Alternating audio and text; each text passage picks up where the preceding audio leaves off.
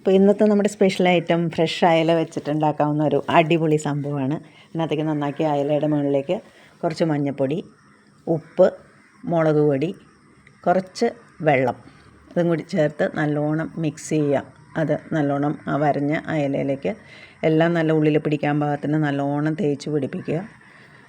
Mix ചെയ്ത് തന്നെ ഈ അയലേനെ ഒരു 5-10 മിനിറ്റ് 10 മിനിറ്റോ അരമണിക്കൂറോ നിങ്ങൾക്ക് മാരിനേറ്റ് ചെയ്യാൻ നിങ്ങളുടെ സൗകര്യം പോലെ സമയം അനുസരിച്ചിട്ട് അത് ചെയ്യുക. അതിനെ ഒരു തവയിലേക്ക് എണ്ണ ഒഴിച്ചിട്ട് തിരിച്ചും മറിച്ചും ഇട്ടിട്ട് അടച്ചു വെച്ചിട്ട് നിങ്ങളതിനെ ഒരുമാതിരി പൊള്ളിച്ച കുറച്ചുകൂടി വെന്ത പരുവത്തിൽ നിങ്ങളതിനെ വേവിച്ചെടുക്കുക. ഒരുപാട് എണ്ണയൊന്നും ഒഴിക്കേണ്ട ആവശ്യമില്ല.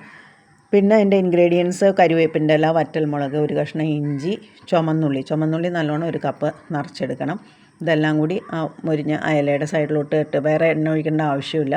അതേ പാനിൽ തന്നെ നിങ്ങൾക്ക് ഇതിനെ നല്ലോണം വഴറ്റിയെടുക്കാം. ഉള്ളിയൊക്കെ നല്ലോണം വഴണണം കേട്ടോ. അത് കഴിഞ്ഞിട്ട് ആ അയലയെ നമ്മൾ എടുത്തിട്ട് ഒരു പ്ലേറ്റിലേക്ക് മാറ്റി വെച്ചിട്ട് അതിനെ നല്ലപോലെ പിച്ചിയെടുക്കുക. അതിൻ്റെ മാംസം മാത്രം എടുക്കുക. കുടഞ്ഞെടുത്താൽ തന്നെ നമുക്ക് ആ മുള്ള് ഒന്നും ഇല്ലാണ്ട് നമുക്ക് കിട്ടും. ഈ ഉള്ളി മുളകും വഴറ്റിയതിനെ നമ്മളൊരു ഇടികല്ല്, മിക്സിയിലിട്ട് ചതയ്ക്കരുത്, ഒരു ഇടികല്ലിലേക്ക് ഇട്ട് അതിനെ നല്ലോണം കുത്തി ചതച്ചെടുക്കുക. മിക്സിയിലിട്ട ഒരുപാട് അരഞ്ഞു പോവും.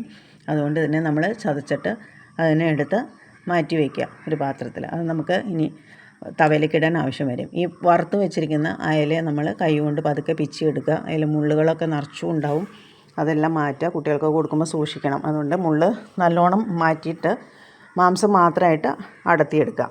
എന്നിട്ട് ഈ വഴന്ന് വെച്ചിരിക്കുന്ന നമ്മുടെ ചതച്ച് വെച്ചിരിക്കുന്ന നമ്മുടെ ഉള്ളി മുളകിലേക്കും നമുക്ക് ഈ അയലേനെ ഇട്ട് കൊടുക്കാം. പിച്ചെടുത്ത് ഗ്യാസ് ഓൺ ചെയ്യുക.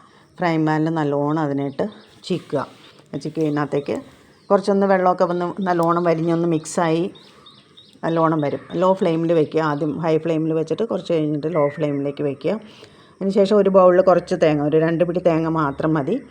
ഈ വഴറ്റി വെച്ചിരിക്കുന്നതിൽ വീണ്ടും വേണമെങ്കിൽ കുറച്ച് മഞ്ഞൾപ്പൊടിയും, എരിവിന് കുറവുണ്ടെങ്കിൽ നിങ്ങൾക്ക് കുറച്ച് മുളക് പൊടിയും കൂടി ആഡ് ചെയ്യാം.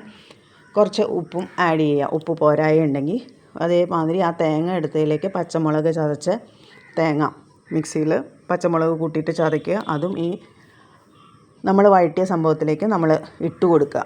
കുറച്ച് വെളിച്ചെണ്ണ ഒഴിക്കുക. എന്നിട്ടൊരു ലോ ഫ്ലെയിമിൽ ആദ്യം ഒന്ന് അടച്ചു വയ്ക്കുക. വെള്ളം വലിക്കാൻ വേണ്ടിയിട്ട് ഇടയ്ക്കിടയ്ക്കൊന്ന് തിരിച്ചു മറിച്ചിടുക. അപ്പോൾ നല്ല ഡ്രൈ ആയിട്ട് നല്ല മുരിഞ്ഞ ഇതായിട്ട് തോരനായിട്ട് നമുക്ക് കിട്ടും. അത് വളരെ ടേസ്റ്റാണ്. പറയുമ്പോൾ തന്നെ എൻ്റെ വായിൽ വെള്ളം വരുന്നു സത്യം പറഞ്ഞാൽ. എൻ്റെ കുട്ടിക്കാലത്ത് അമ്മ എനിക്ക് എപ്പോഴും ഉണ്ടാക്കി തന്നെ, അത് ഉണക്കയിലയിലായിരുന്നു. ഇത് പക്ഷേ പച്ചയിലയിൽ നിങ്ങൾക്ക് പച്ചയില ഒന്നുകൂടി ടേസ്റ്റായിരിക്കും. നല്ല ടേസ്റ്റാണ് ഇത്. നമുക്ക് മോരുകറിയും ഒരു പപ്പടവും ഒരു അച്ചാറും ഒക്കെ കൂട്ടിയിട്ട് നമുക്ക് കഴിക്കാൻ പറ്റിയ ഒരു വളരെ അടിപൊളിയായിട്ടാണ്. അപ്പോൾ എല്ലാവരും ട്രൈ ചെയ്യുക.